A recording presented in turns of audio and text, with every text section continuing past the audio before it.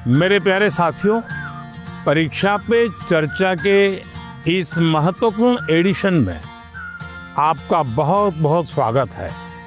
इस बार परीक्षा पे चर्चा कुछ अलग है, कुछ खास है। बहुत सारे स्टूडेंट्स ने मुझे ये सजेशन भेजा था कि देश के अलग अलग हिस्सों में भी परीक्षा पे चर्चा होनी चाहिए। तो इस बार मैंने देश के अलग अलग हिस्सों में भी स्टूडेंट के साथ बैठ करके परीक्षा पे चर्चा की।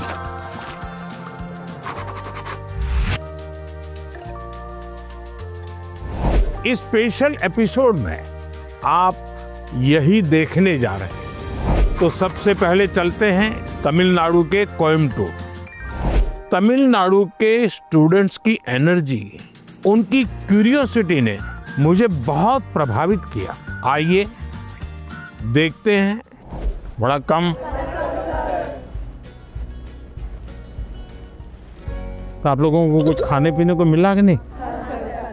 क्या मिला? नहीं, हमें घर से लेके आए थे। I couldn't believe my eyes when I saw him. First, I had expected like a dynamic, dramatic entry because he is the Prime Minister after all. But it was very simple, humble and down to earth. वो जब अंदर आए बस like goosebumps आने लग गए. It was really great. ऐसा है कि मैं कई वर्षों से 10th और 12th के जो बच्चे हैं उनसे बातचीत करता रहता हूँ परीक्षा पे चर्चा। और मैं बातचीत करता हूँ कुछ सीखने के लिए। मेरे लिए बहुत बड़ा ये सीखने का कार्यक्रम होता है, ये सिखाने का कार्यक्रम नहीं। तो मैं आज तमिलनाडु के नौजवानों को इसलिए मिल रहा हूँ कि मुझे कुछ सीखना है। तो आप में से अगर कोई कुछ बातें करना चाहते हो, अपनी बात बताना चाहते हो, तो मुझे सुनना है। कौन शुरू करेगा?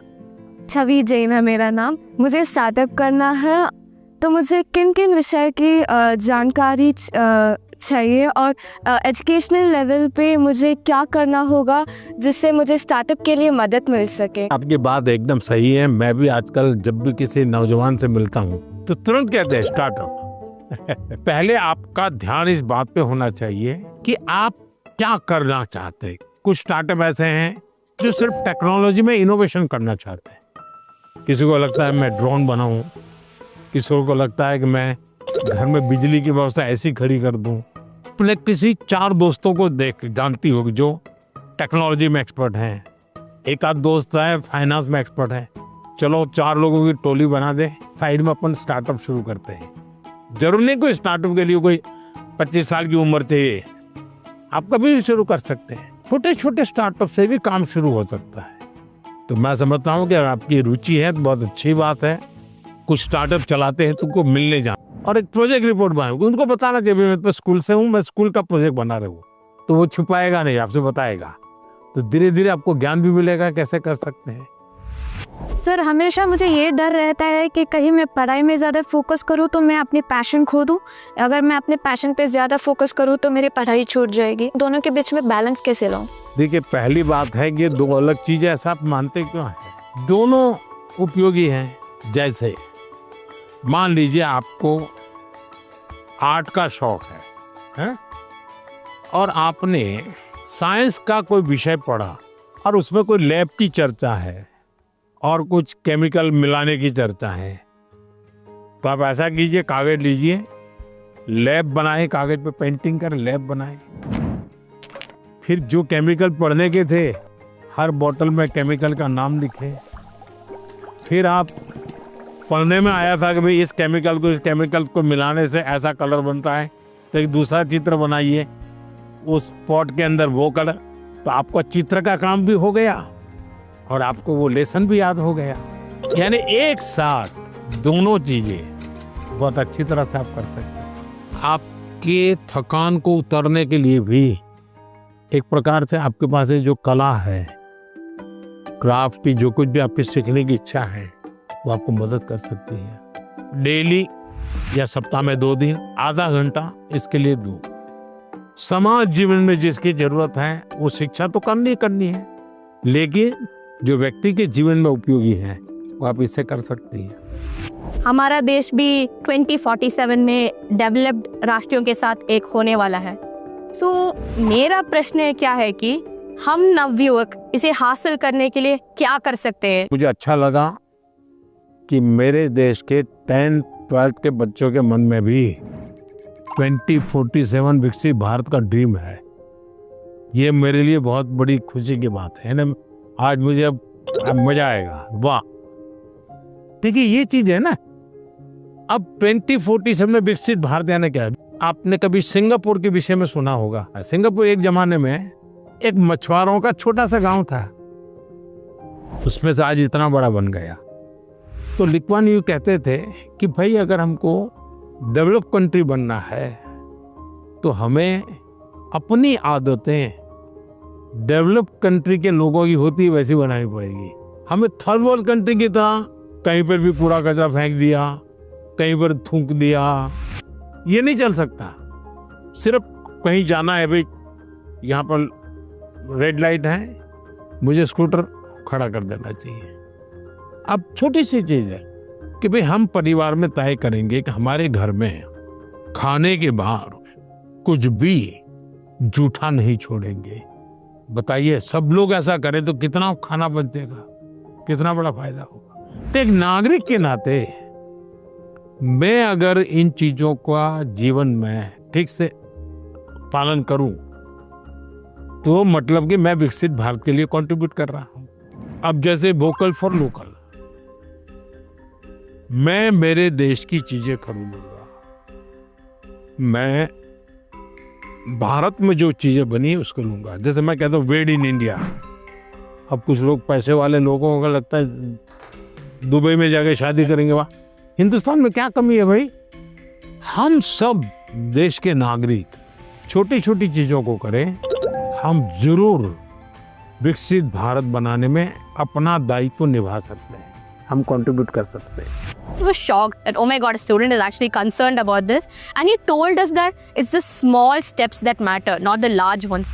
मेरा आपसे प्रश्न ये है कि कोई भी छात्र या कोई भी मनुष्य अपना जीवन जब व्यतीत करता है तो बहुत सारी चुनौतियों का सामना करता है। जब चीज़ें डिफ़िकल्ट हो जाती है तभी हमको हमारा जो मोटिवेशन होता है जीवन व्यतीत करने में वो कम होता है। तो ऐसी स्थिति में सफलता प्राप्त करने के लिए हमें मोटिवेशन की ज़रूरत है या अनुशासन की? दोनों चीजें महत्वपूर्ण है जीवन में।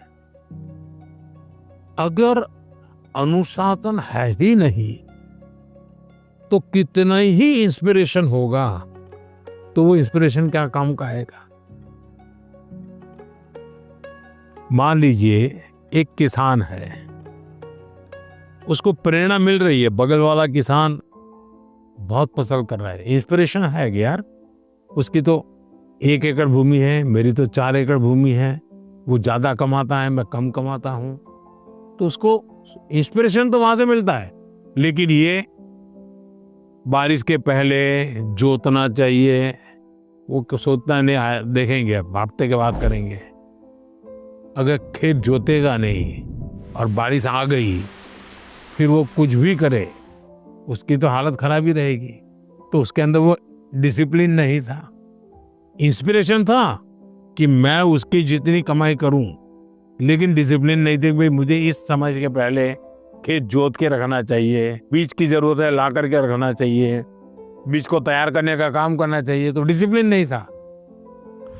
जीवन में डिसिप्लिन बहुत अनिवार्य है। इंस्पिरेशन में सोने में सुहागा का काम करता है। अगर डिसिप्लिन नहीं है, कितना ही इंस्पिरेशन क्यों ना हो, वो फिर बोझ बन जाता है, निराशा पैदा करता है। When I asked my question, it was a question that was stuck with me from so many years. Now, finally, I feel great and honored to get a clarity from a person who I've looked up to. Sir, आजकल के ज़माने में AI का प्रभाव बढ़ते ही जा रहा है। हम देख सकते हैं कि कई कंपनियों में इंसान नहीं बल्कि AI एम्प्लॉइज़ भी होते हैं। तो मेरा ये सवाल है कि क्या हम AI को डरना है और हम अपने फ्यूचर करियर लेने के समय क्या क्या याद रखना चाहिए? देखिए, हर युग में जब भी कोई नई टेक्नोलॉजी चर्चा होती है, कंप्यूटर आया तो चर्चा हो रही, क्या हो जाएगा, सब। तो ये हर युग की ये चर्चा का विषय रहा है। हमें किसी चीज से डरना नहीं चाहिए। हमारी कोशिश होनी चाहिए, एक, हम उसके गुलाम नहीं बनेंगे। मैं अपने जीवन में मैं ही निर्णायक रहूंगा, वो मेरा मालिक नहीं बनेगा। जैसे कुछ बच्चों का है, मोबाइल उनका मालिक बन गया। अगर मोबाइल नहीं है तो खाना नहीं खा सकता है, टीवी नहीं है तो जी नहीं सकता है। मतलब ये आप उसके गुलाम बन गए। मैं गुलाम नहीं बनूंगा। एक बार मन में ये पक्का करना, हर टेक्नोलॉजी का हम ज्यादा उपयोग कर सकते हैं। अगर मैं एआई को पूछूं मुझे ये किताब कहाँ से मिलेगी, कौन सी है, इस विषय पे अच्छी किताब कौन सी है, हो सकता है वो गाइड करे, आपको ये काम आएगा। लेकिन तुम कहोगे मैं ही पढ़ूंगा, तुम ही मुझे बता दो अंदर क्या है, तो फिर गड़बड़। और हमेशा ही नेचर ऑफ जॉब बदलेगा। नेचर ऑफ जॉब बदलना है।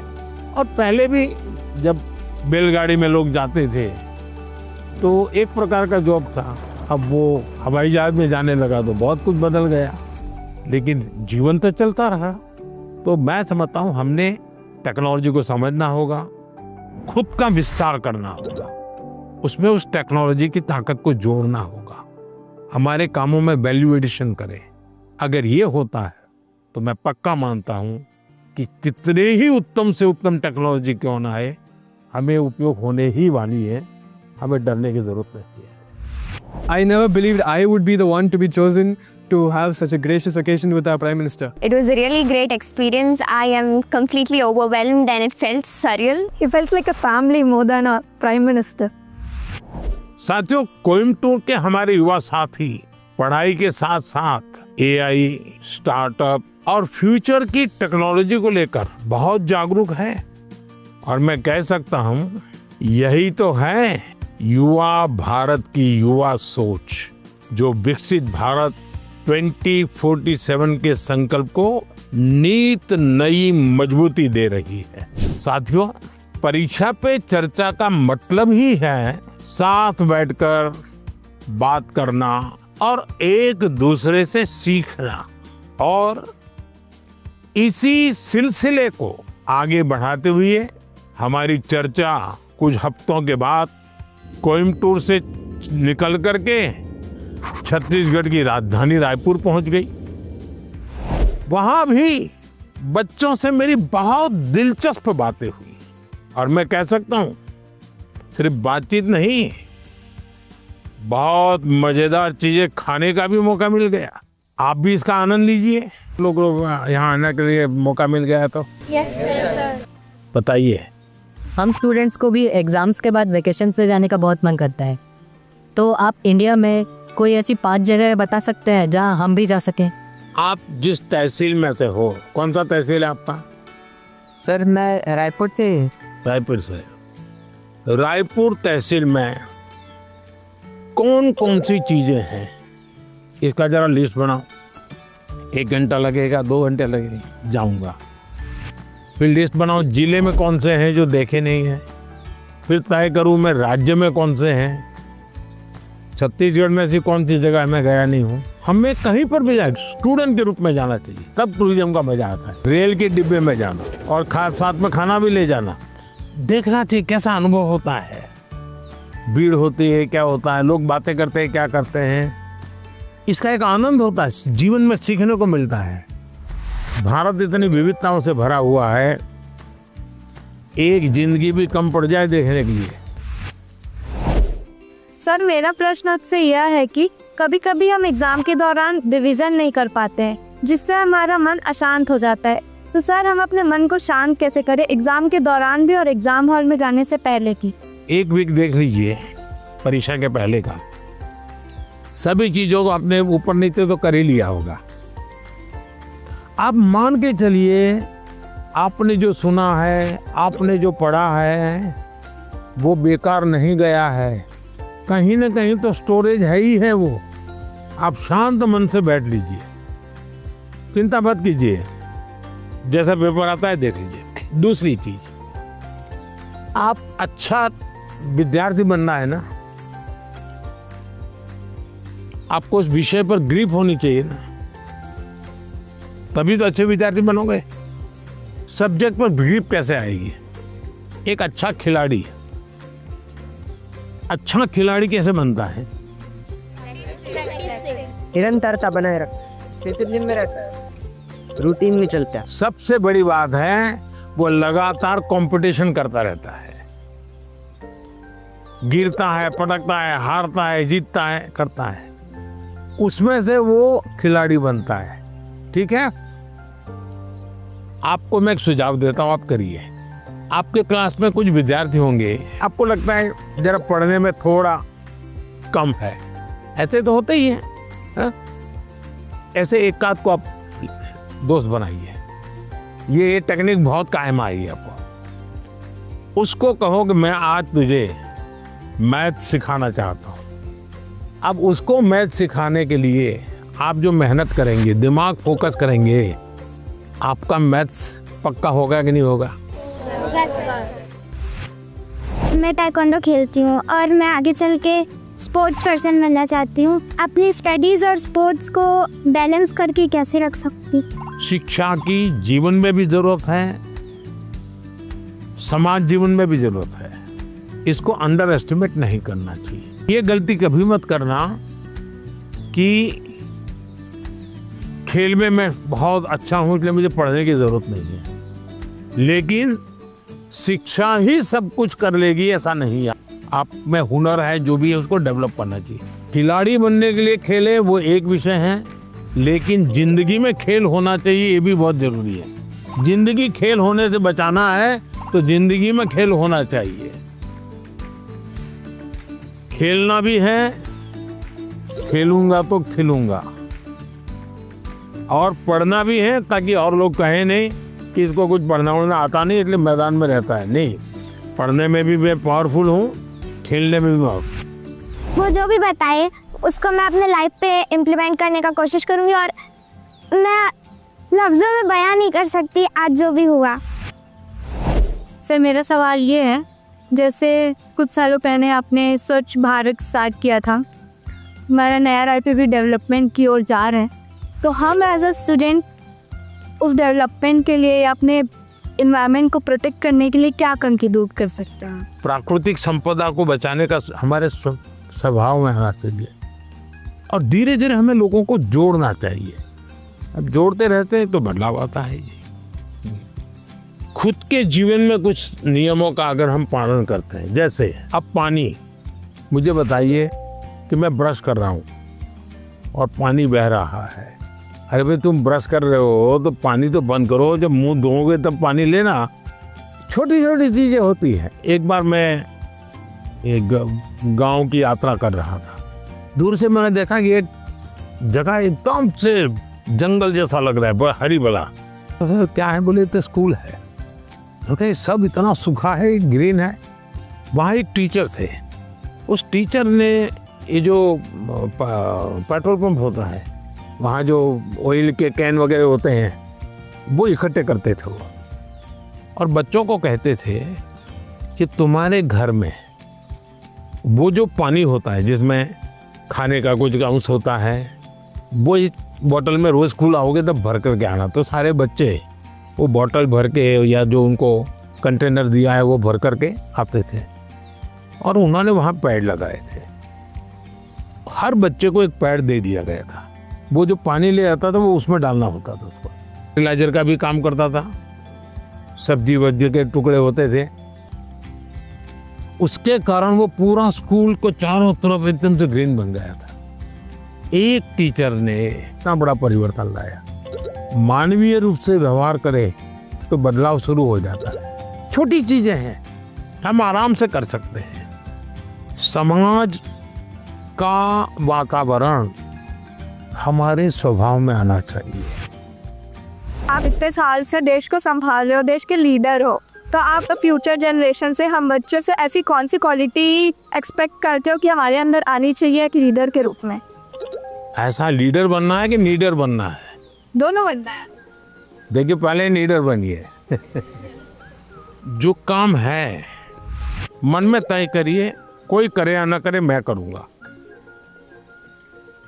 जब ये शुरू आ जाएगा, मैं अपने से शुरू करूँगा, तो आप देखिए अपने आप लीडरशिप आना शुरू हो जाएगी। जैसे मान लीजिए यहाँ कूड़ा कचरा है, आप जा रहे हैं और आपने एक उठा लिया, तो आपके साथ जो 4 लोग चलते होंगे ना, आपने देखा होगा वो भी, उनको भी लगे यार उठा लो।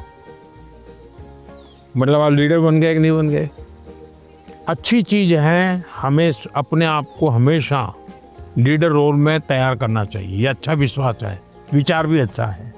लेकिन लीडर का मतलब ये नहीं है कि चुनाव लड़ना, पॉलिटिकल पार्टी बनाना, पार्टी में जाना, लच्छादार भाषण करना, ऐसा नहीं होता लीडर। मतलब लीडरशिप में एक क्वालिटी होनी बहुत ज़रूरी है कि आप 10 लोगों को अपनी बात समझा पाओ। थोपनी नहीं है, समझानी है। समझाने के लिए पहले उसको समझना है। जो उनको समझ पाता है वो समझा पाता है, जो उनको नहीं समझता है वो कुछ नहीं समझा पाता। और इसलिए हमारी कोशिश ये होनी चाहिए कि उनको समझना चाहिए।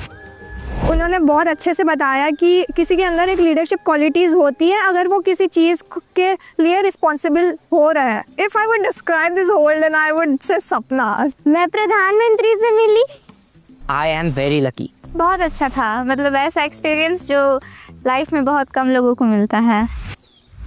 परीक्षा की तैयारी के अनुभव, परीक्षा के समय आने वाले विचार, स्ट्रेस और लोगों की एक्सपेक्टेशन से जुड़े हुए ढेर सारे सवाल लगातार चर्चा का हिस्सा बनते हैं। और परीक्षा पे चर्चा का मकसद ही है कि हमारे युवा साथी इस पर खुलकर बात करें। परीक्षा पे चर्चा सिर्फ बोर्ड एग्जाम की तैयारियों से जुड़ी नहीं है। मैं जब आपके सवाल सुनता हूं तो स्वाभाविक है मेरे मन को भी वो छूते हैं। मैं अंदाजा लगाता हूं कि जीवन के कई पहलुओं से जुड़ी हुई बातें हमारे युवा मित्रों के मन में लगातार चल रही है। मैं अब आपको गुजरात लेकर चलूंगा।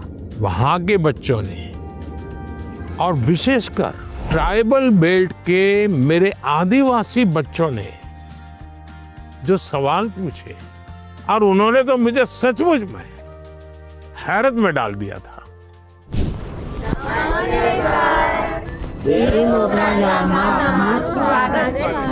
वाह, पर मैंने तो कही आज बता हिंदी में बोलवा उनसे है। चलिए सर जब आए तो हमने देखा कि उन्होंने एक कोटी पहन रखी है जिस पे वर्ली आर्ट है। तो हमारे आदिवासी समाज में वर्ली आर्ट का बहुत महत्व है, तो हमें ये देख के बहुत अच्छा लगा। तुम बहुत एक्साइटेड थे आपका मिलने के लिए। किसी और बच्चे को आपसे मिलने और आपसे बातें करने के लिए कितने सवाल होते हैं, लेकिन हम उतने नसीब वाले हैं कि जो आपके साथ बातें करें। आप कितने दूर से आए? हम यहाँ डेडियापाड़ा से। डेडियापाड़ा से ही आए? अच्छा, मांडवी से। मांडवी, अच्छा। क्या नाम? जय। जय और रवि है। इतने बड़े हो गए आप लोग। पहचानते इनको? बताया कैसा मेरा परिचय आपसे? इनकी हिम्मत आई कि नहीं आई सबका? हाँ, ये मुझे पहले भी एक बार मिलने आए थे दौड़ना। चलिए बताइए, आप लोग कुछ पूछना चाहते हो, कुछ जानना चाहते हो, बताइए। सर हमारे माता पिता ने यह बताया कि पहले कुछ आदिवासी इलाके थे जो बहुत ही पिछड़े हुए थे, तो उन्होंने यह भी बताया कि आपका गुजरात के आदिवासी इलाकों से बहुत लगाव भी और आपने वहाँ बदलाव भी किया। तो मैं जानना चाहूँगा कि आपको इस चीज़ की प्रेरणा कहाँ से हुई? आपको पाल चित्रिया की घटना मालूम है? हाँ है। वहाँ आदिवासी समाज के बहुत बड़ा आज़ादी का संघर्ष लड़ा था। एक बार बहुत भयंकर अकाल हुआ था, तो उस समय मैं उस क्षेत्र में काफ़ी दिनों तक रह करके काम करता था। तो उस समय लगता था कि यहाँ एजुकेशन पे ध्यान देना चाहिए। उसके बाद जब मुझे मौका मिला, मुख्यमंत्री बना, तो मैं ध्यान देने लगा। आपको हैरानी होगी, एक समय ऐसा था कि उमरगांव से अंबाजी तक एक भी साइंस स्कूल नहीं था। तो बाद में आपने तो देखा, अब तो 2 यूनिवर्सिटी है, साइंस स्कूल है, इंजीनियर ITI है, बहुत सारा बदलाव आया है, उसका बहुत बड़ा लाभ हो रहा है। हाँ सर। आज भी आपको मालूम होगा एक मैंने PM जनमन योजना बनाई है। आदिवासियों में भी कुछ इलाके और कुछ लोग हैं समाज वो और पीछे रह गए, तो मुझे फिर उनके लिए अलग से स्कीम बनानी पड़ी, अलग से बजट बनाना पड़ा।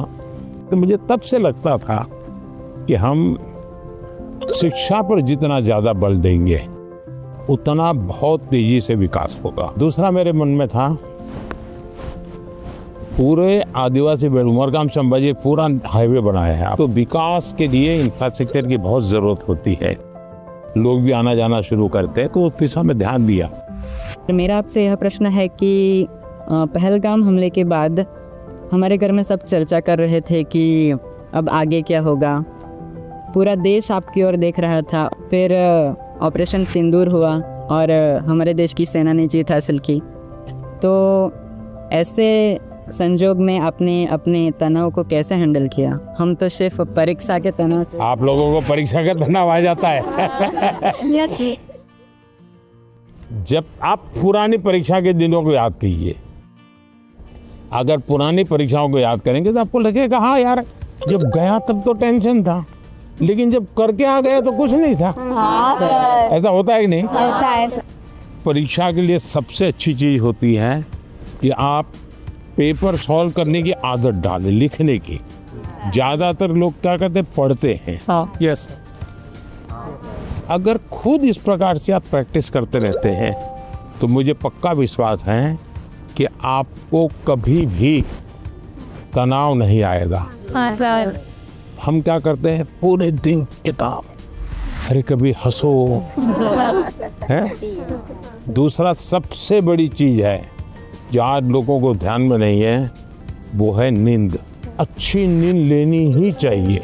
आपको लगेगा ऐसा कैसा प्रधानमंत्री है जो सोने की बात करने के लिए आए, हम तो एग्जाम के लिए पूछ रहे थे।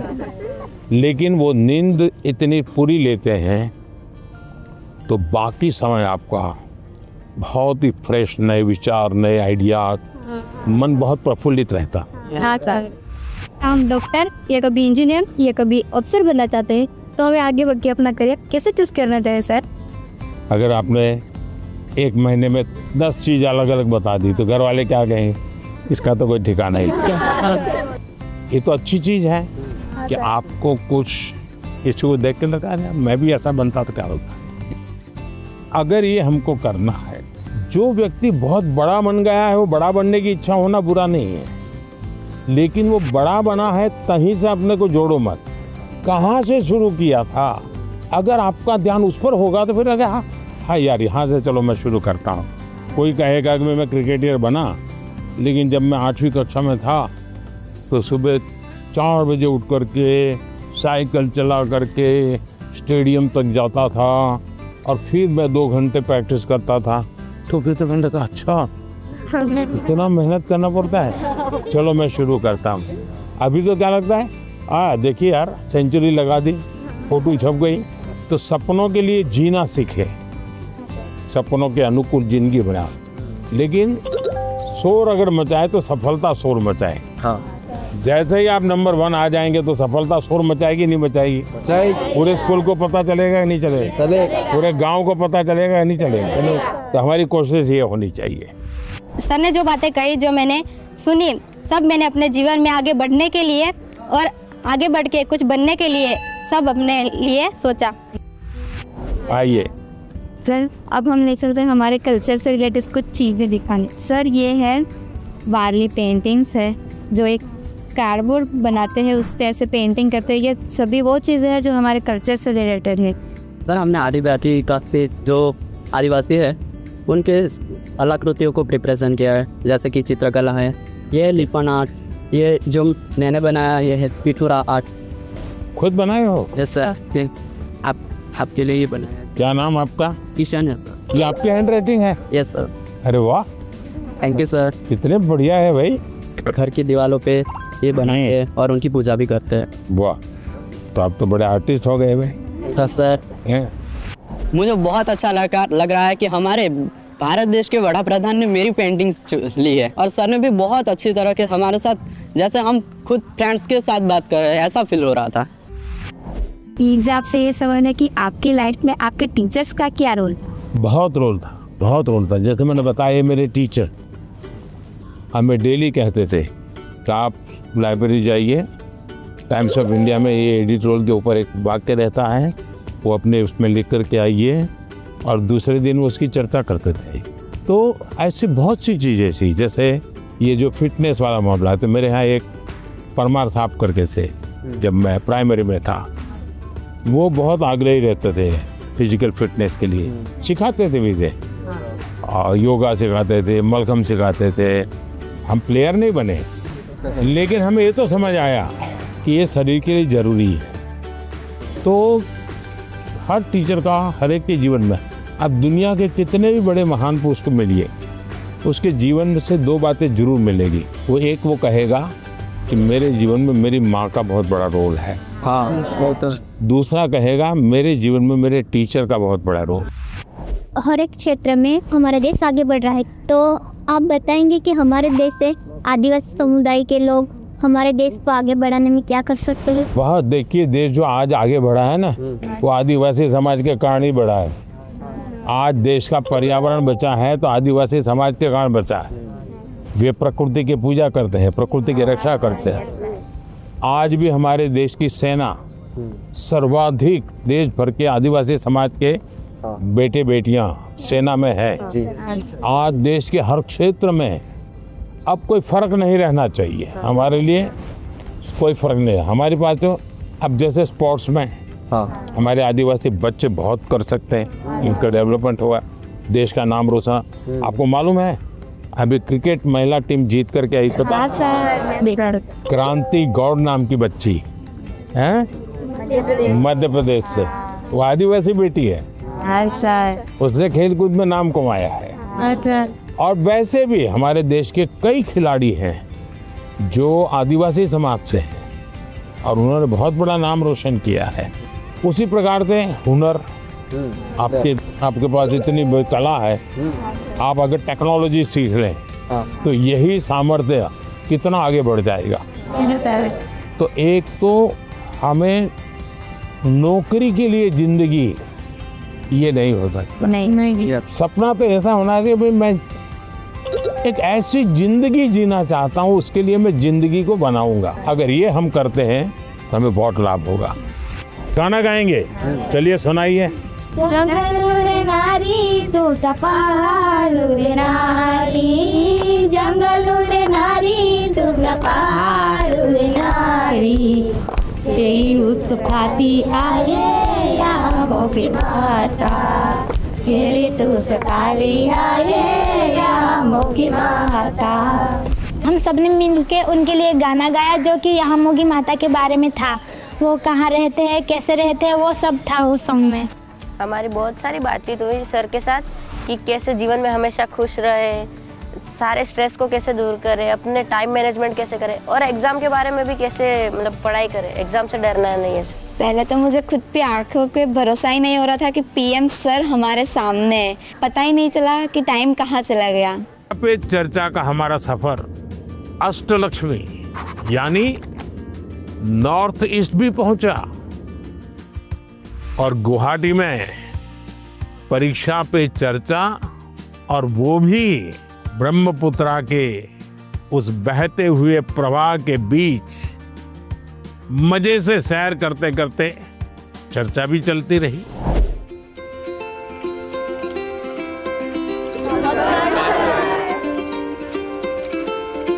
चलिए बैठिए।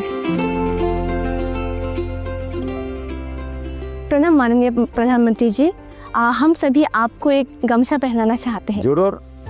असम में आए और गमछा न हो,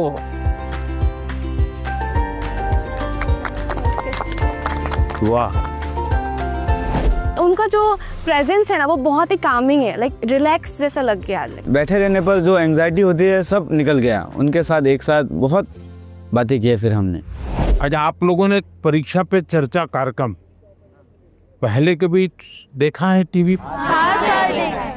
अच्छा, कभी आप लोगों ने वो किताब देखी? हाँ सर। Exam warrior. तो उसमें से फिर आपको पहले जो सोचते थे परीक्षा के पहले और अब सोचते हैं, उसमें क्या फर्क है किताब पढ़ने के बाद या कार्यक्रम देख क्या फायदा हुआ आपको? परीक्षा से इतना डर नहीं लगता। आपके जो मंत्र दिए हैं ना, वैसे जैसे कि लाइक परीक्षा को एक सेलिब्रेशन उत्सव की तरह सेलिब्रेट करना चाहिए।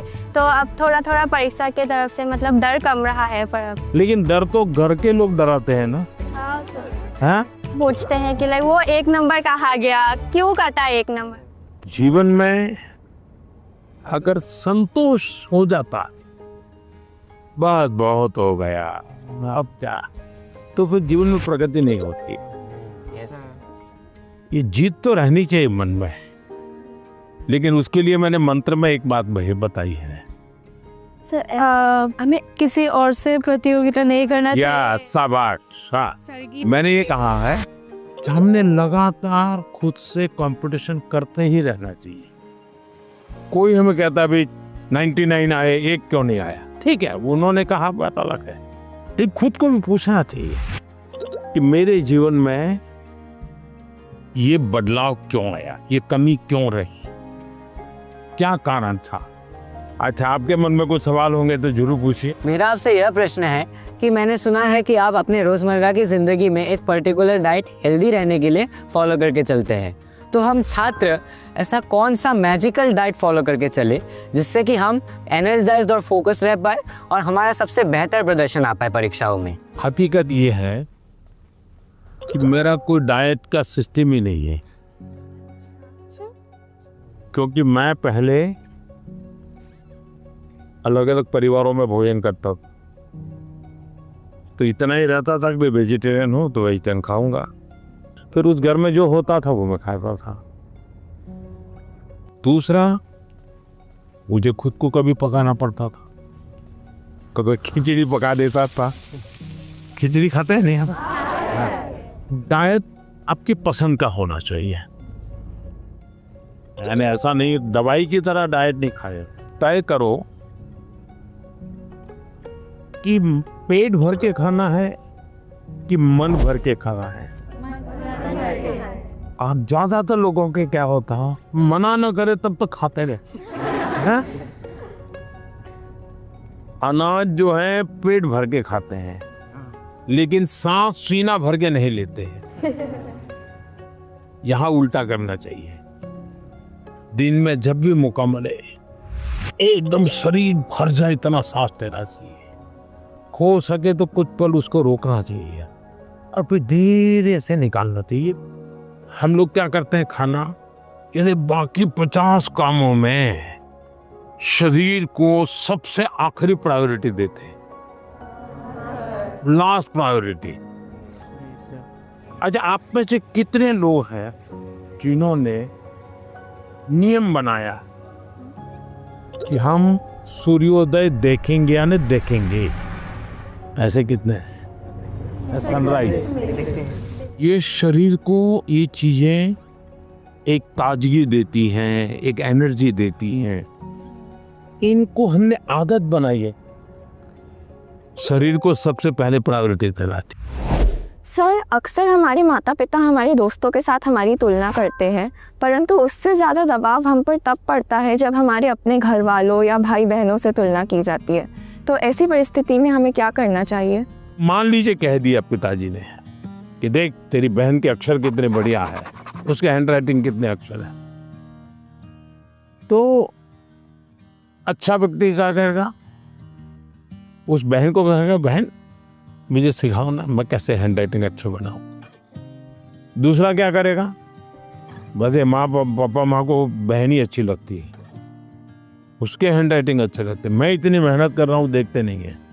अगर परिवार में भी किसी एक की अच्छाई की बात होती है तो हमने उस भाई या उस बहन से उसकी अच्छाइयों को सीखने का प्रयास करना चाहिए और पिता माता को कहना चाहिए कि आपने अच्छी बात बताई, ये चीज मेरे में नहीं है, मुझे बताइए मैं कैसे इसको तैयार करूं। तो पिता माता का आपकी तरफ देखने का, देखिए ये बुरा नहीं मानता है, ये इसमें से सीखने का प्रयास करता है। कंपैरिजन से माँ बाप ने बचना चाहिए और मैं हर माँ बाप से कहता हूँ कि कृपा करके आप परिवार में किसी के सामने उतनी तारीफ न करें ताकि बच्चे की आदत खराब हो जाए। इतनी तारीफ न करे एक बच्चे की कि दूसरे बच्चे को लगे कि देखो हर बार ये तो इसकी बात दुनिया में बताते रहते, मेरी में बताते हैं। परिवार में अगर निकट हमसे कोई ज्यादा अच्छा है, हमें मनोमन उसको गुरु मान लेना चाहिए। उसको पता नहीं होना चाहिए कि आप उसको गुरु मानते हैं। अब उसको कहना चाहिए यार तुम बैडमिंटन बहुत बढ़िया खेलते हो, मेरी गलती क्या होती है मुझे सिखाओ, तो वो भी अपने आप को बड़ा नहीं मानेगा। वो कहेगा यार ये मेरे से सीखना चाहता है, वो अपने को बराबर ही मानेगा। नर्वसनेस तो ऑब्वियसली थी ही, पर साथ में बहुत उत्साहित भी फील हो रहा था, बहुत खुशी हो रही थी कि मैं मोदी जी से मिलने वाली हूँ। मतलब मुझे लगा नहीं था ऐसा मेरे साथ कभी होगा, पर जब हुआ तो बहुत ही खुशी हुई। अक्सर छात्रों को स्टेज में या फिर लोगों के सामने बात करने में तकलीफ होती है। इसमें आत्मविश्वास बढ़ाने के लिए आप हमें क्या सलाह देना चाहेंगे? तो आप अगर उनको सलाह देनी है तो क्या दोगे? हाँ, आइए मेरे पास, आगे आगे सब लोग आइए। अगर किसी को 1 2 3 में कहना है तो कैसा है? आत्मविश्वास रखना चाहिए। हाँ, ये आत्मविश्वास जो है ना, उसमें 2 शब्द है। 2 शब्द कौन कौन से? जिसका अपने आप पर विश्वास है उसको कभी डर नहीं लगता। आपको अपने पर विश्वास है क्या? अगर खुद पर विश्वास है तो आप हर चीज को पार कर सकते हैं। जिसको खुद पर विश्वास होता है करता क्या है? पूरी परिस्थिति का मनोमन अध्ययन करता है। आपने स्वामी विवेकानंद जी का ने एक चिट्ठी लिखी थी जब शिकागो में उनका भाषण हुआ, जो बहुत प्रसिद्ध भाषण है और विवेकानंद जी की बहुत तारीफ भी होती है। लेकिन उन्होंने अपने एक शिष्य को चिट्ठी लिखी, जब मुझे शिकागो में बोलना था मैं बहुत नर्वस हो गया कि दुनिया के इतने बड़े बड़े विद्वान, आयु में इतने बड़े बड़े लोग, इतने तपस्वी लोग, मैं क्या बोलूंगा। तो उन्होंने उसको लिखा मैं बहुत था, और फिर बोले मैंने मन में माँ सरस्वती को याद किया और माँ सरस्वती को मैंने कहा कि माँ मुझ में जितनी शक्ति है उसको जगा दो। जो कुछ मैं सीखा हूं वो एक साथ मेरे जुबा पे आ जाए। बोले मैंने ऐसी प्रार्थना की और मैं गया मंच पे, और जब मैंने sisters and brothers of America ऐसा कहता ही 2 मिनट तक तालियां बजती रही। बस वो एक टर्निंग पॉइंट बन गया। विश्वास आ गया। नहीं, मैं सोचता था वैसा मैं नहीं हूं, मेरे भीतर तो कुछ है, आत्मविश्वास आ गया। तो हर एक के जीवन में आज कितने ही अच्छे वक्ता क्यों ना हो, कितने ही बड़ा अच्छे खिलाड़ी, आपने देखा होगा क्या सचिन तेंदुलकर कभी 0 से आउट नहीं हुए क्या? होता तो वो सर पकड़ के बैठ गए क्या? इसका मतलब हुआ हम जो स्थिति है उसको ऑब्जर्व करें, सिचुएशन को एक बार अंदाज कर लेना चाहिए। ऐसा हुआ था, अब देखना आपको लगेगा हाँ अरे ठीक है मैं कर लूंगा। जो आत्मविश्वास शब्द है ना उसको सच्चे अर्थ में जीवन में समझना चाहिए। आत्मा की बात है, खुद की बात है, कोई ठीक नहीं कर पाए, हमें ही करना होता है। मैं आपके सामने गाना प्रस्तुत करना चाहूंगी। हाँ, गाना सुनाओगी? हाँ, डॉक्टर भूपेन हाजरिका का। अरे वाह, बताइए।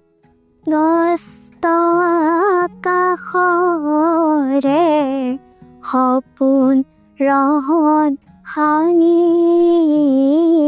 ক্লান্ত লুই তৰে হেঙুলীয়া পানী।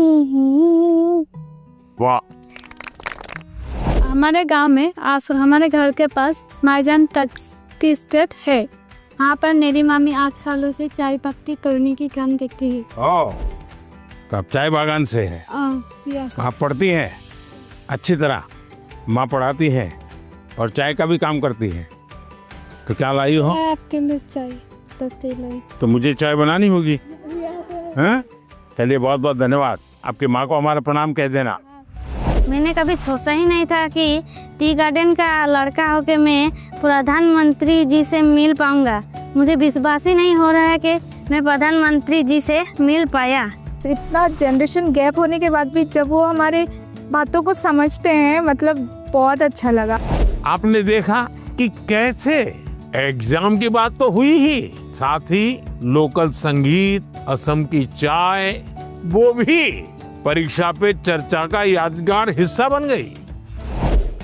परीक्षा एक ऐसा अवसर है और परीक्षा के लिए हेल्दी कंपटीशन की भावना हमारी तैयारी को और बेहतरीन बनाती है। इन सभी चर्चाओं में स्थान अलग अलग थे, स्टूडेंट्स अलग अलग थे, अनुभव अलग थे, लेकिन हर चर्चा का उद्देश्य एक ही था, हर स्टूडेंट को सुनना, समझना और साथ मिलकर कुछ न कुछ सीखना।